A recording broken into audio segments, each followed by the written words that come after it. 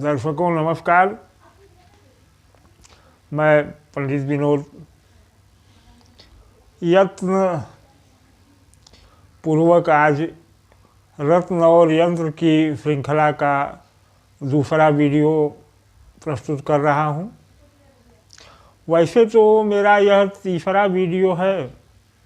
आज से 9-10 महीने पहले मैंने चैनल बनाया रत्न की गुणवत्ता और रत्न के कार्यों पर, परंतु मुझे समझ में आया कि पहले सोर्स गहराई पूर्वक होना चाहिए। तो मैं 9 महीने तक लगभग चैनल पर निष्क्रिय रहा और सोर्स में गहराई में जा कर के मैं कुछ तथ्य लाया रत्नों के बारे में और यत्नों के बारे में।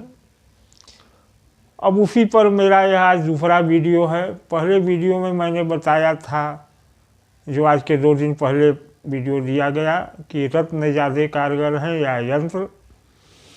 आज का टॉपिक है केमद्रुम योग। केमद्रुम योग के लिए रत्न या यंत्र। तो केमद्रुम योग कुंडली में, जन्म कुंडली में एक ऐसा योग है जिसके बारे में कहा जाता है कि यदि यह योग किसी जातक की कुंडली में हो तो सब कुछ छीन लेता है। व्यक्ति का अगला पिछला सब कुछ छीन लेता है। जीवन भर संघर्ष बना रहता है, भाग्य का साथ नहीं मिलता। ऐसा ज्योतिष शास्त्र में कहा गया है केमद्रुम योग के लिए। हम बात करते हैं कि केमद्रुम योग ऐसा क्यों करता है और केमद्रुम योग बनता कैसे है और इसका उपाय क्या है।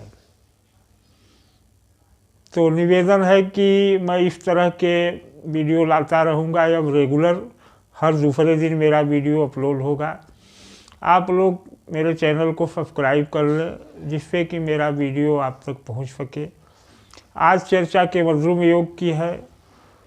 इसके आगे मैं ग्रहण दोष, विष दोष, श्रापित योग, अवय योग, इन सब योगों पर वीडियो लाऊंगा और उनके उपाय भी, सरलतम उपाय प्रस्तुत करूंगा। तो निवेदन है कि चैनल को सब्सक्राइब कर लें, वीडियो को लाइक और शेयर करें जिससे कि चैनल को ग्रो मिले। हमारा चैनल नया है और मैं बड़ी काम की बातें ला रहा हूँ। तो बात करते हैं केमद्रुम योग की। क्या है केमद्रुम योग और क्यों इतना परेशान करता है व्यक्ति को। अब बात करते हैं ज्योतिषी सूत्रों की। तो चंद्रमा, इस योग में भी चंद्रमा का ही फैक्टर है, चंद्र का ही फैक्टर है।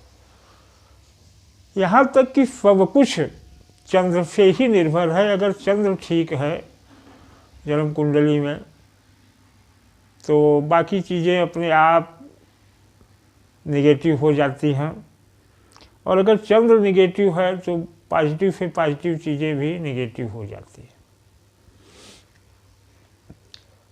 कुंडली में, किसी की जातक की कुंडली में चंद्रमा जिस घर में बैठा हो, अगर आप ज्योतिष से परिचित हैं तो जानते हैं कि जन्म कुंडली में 12 घर होते हैं। नंबर 1 का घर लग्न कहा जाता है, और जिस घर में चंद्रमा बैठता है वहाँ जो राशि पड़ी होती है उसको राशि कहा जाता है या चंद्र राशि कहा जाता है। अब किसी जातक की कुंडली में जिस भी घर में चंद्र हो, ध्यान दीजिए, जिस भी घर में चंद्र हो और उसके साथ, चंद्रमा के साथ या चंद्रमा जिस घर में है उस घर से अगले और पिछले घरों में यदि कोई ग्रह नहीं बैठा है, कोई शुभ ग्रह, फिर से वो बता देता हूँ, चंद्रमा जिस भी घर में बैठा है वह अकेले बैठा हो, उसके आगे के और पीछे के घरों में कोई शुभ ग्रह न हो तो केमद्रुम योग बन जाता है। इसे दरिद्र योग भी कहते हैं। अब यहाँ बात आती है कि आगे पीछे के घरों में अगर कोई अशुभ ग्रह बैठा हो, पाप ग्रह बैठा हो, तो तो वह पाप कर्तरी योग हो जाता है। इस पर मैं वीडियो लाऊंगा। आज हम केमद्रुम योग की बात करते हैं। तो जैसा कि आपने सुना कि अगर चंद्रमा जिस भी घर में बैठा है वही जातक की राशि होती है, जो राशि उस घर में पड़ेगी। और चंद्रमा के साथ या चंद्रमा के आगे पीछे के घरों में कोई ग्रह न हो तो केमद्रुम योग बनता है। और केमद्रुम योग वह है जो व्यक्ति का सब कुछ छीन लेता है, सब कुछ छीन लेता है और दर दर की ठोकरें खाने पर मजबूर कर देता है। भाग्य का साथ न के बराबर मिलता है। लॉजिक क्या है?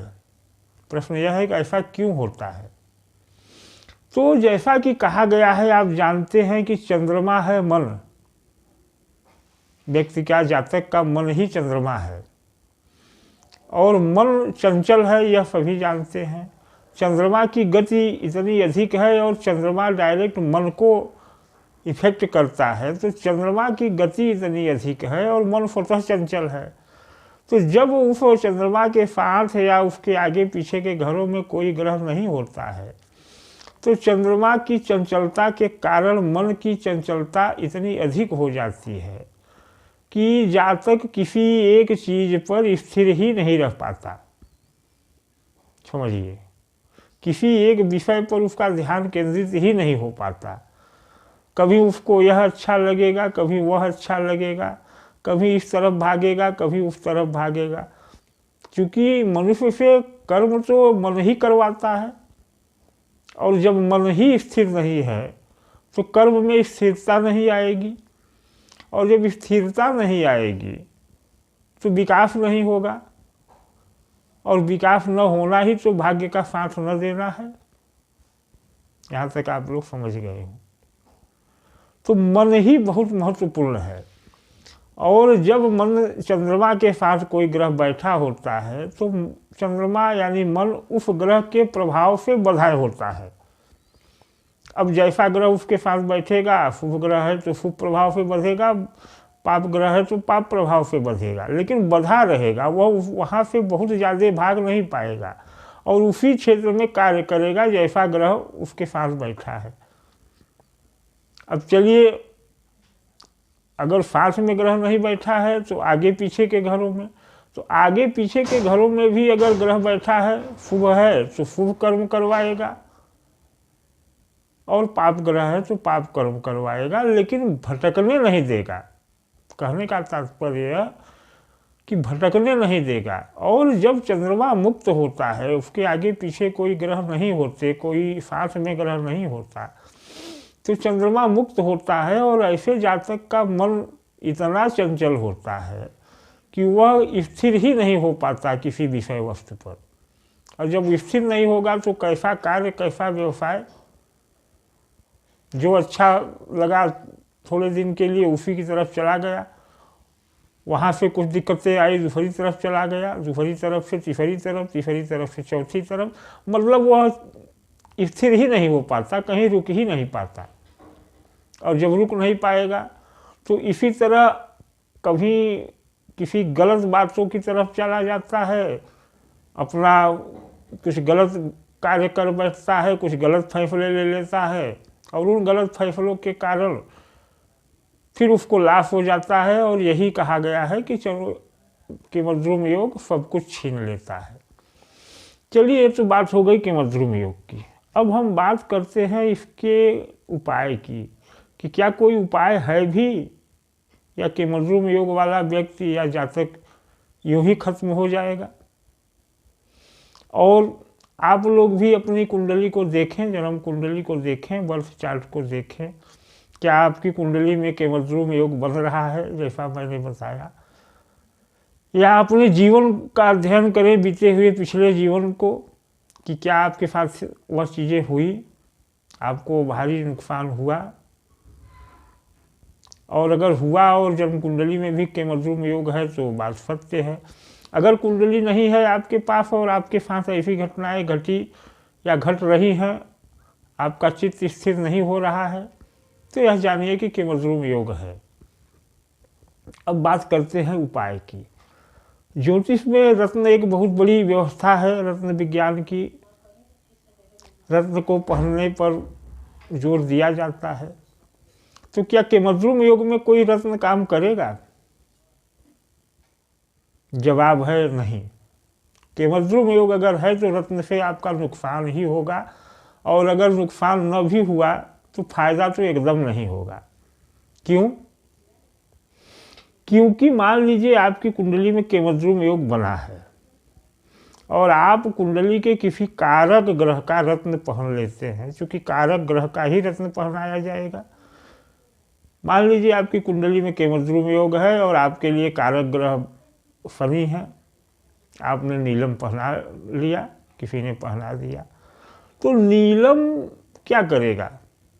शनि की ऊर्जा को बढ़ाएगा आपके जीवन में।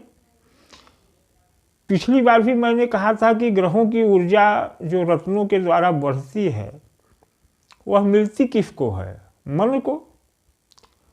तो मन को ही ऊर्जा देगा रत्न, और जब मन स्थिर ही नहीं है, ध्यान दीजिए, जैसे यह मन है एक ऑब्जेक्ट के तौर पे, इस पर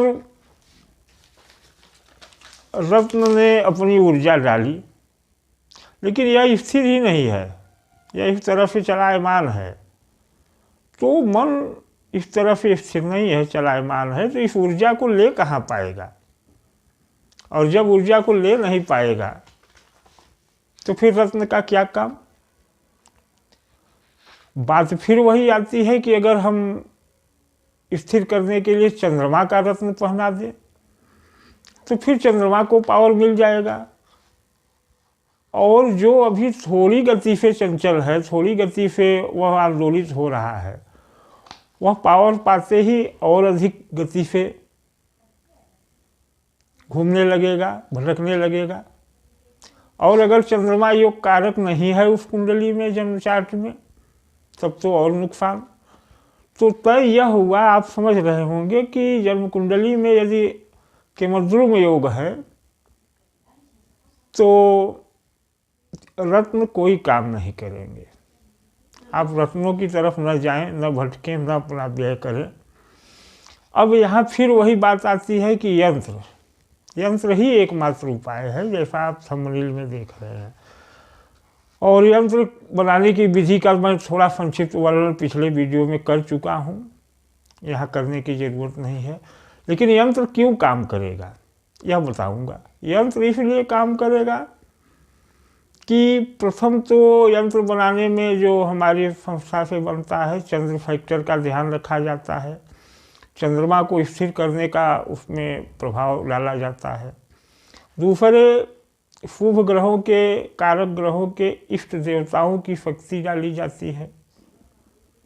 और तीसरी बात है कि यंत्र जो भी पहना जाता है वह गले में पहना जाता है, और गले में पहनने पर यंत्र सीधे हृदय स्थान को संपर्क करता है।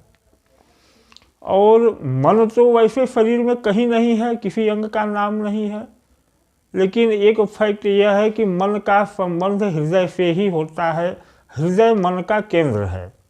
मन पूरे शरीर में है पर हृदय उसका केंद्र है, और उस केंद्र स्थल को जब यंत्र टच करता है, उसको संपर्क में रहता है, तो मन पर वह नियंत्रण बहुत आसानी से कर लेता है।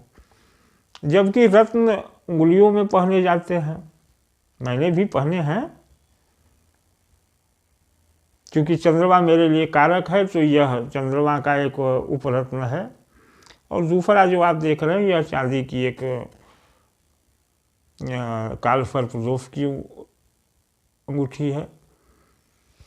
हाँ, अगर अवयोग है तो आपको चांदी का कोई न कोई आभूषण, माला, अंगूठी पहननी चाहिए, चांदी की, खास करके माला, क्योंकि माला पहनेंगे या यंत्र पहनेंगे तो हृदय स्थान को टच करेगा और चंद्रमा के अस्थिरता को, उसके चलायमान गति को कंट्रोल करेगा।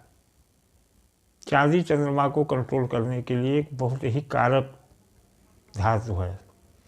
तो यह तय हो गया कि यंत्र ही से केमद्रुम योग का उपाय हो सकता है। कुछ लोग चंद्रमा की वस्तुओं का दान करवाने लगते हैं। अब सोचिए कि जो आपका चित्त चंचल है चंद्रमा के कारण, उसकी ही ऊर्जा को अगर आप दान कर देंगे, अपने से बाहर कर देंगे, तो वह और कमज़ोर हो जाएगा। तो यहाँ ये चीज़ें नहीं हो पाती। कुछ ज्योतिषी नियम बताते हैं कि आप फला दिन जाइए, मंदिर में जाइए, ढेका दिन जाइए। अरे भाई, जिसका चित्त ही इतना चंचल है, स्थिर नहीं है, वह नियमों का पालन कहाँ से कर पाएगा? तो पहले तो उसको स्थिर करना है, और स्थिर करने के लिए एकमात्र उपाय है यंत्र। ध्यान दें, अगर आपकी कुंडली में इस तरह के कोई योग हैं, अवयोग है, केमद्रुम योग है, मैंने अवयोग बोल दिया, केमद्रुम योग है, तो निश्चित है कि आपका चित्त बहुत चंचल होगा। तो ऐसी स्थिति में आप हमारे से संपर्क करें। और यह वीडियो यहीं पर समाप्त करता हूँ। आगे मैं अवयोग, विष दोष, ग्रहण दोष, कालसर्प दोष पर वीडियो लाऊंगा। इसलिए निवेदन है कि चैनल को सब्सक्राइब कर लें और हमारे चैनल को बढ़ाने में मदद करें। धन्यवाद, नमस्कार।